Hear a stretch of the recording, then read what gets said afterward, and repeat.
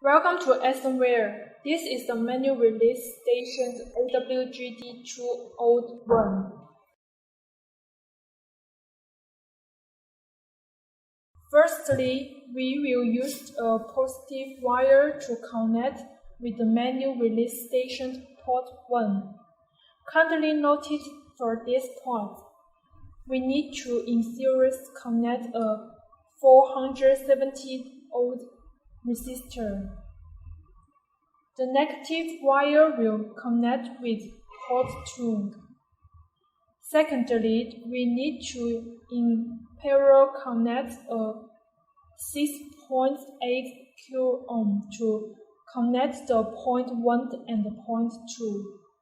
Thirdly, these two wires connect to the high node release station positive and the negative point accordingly.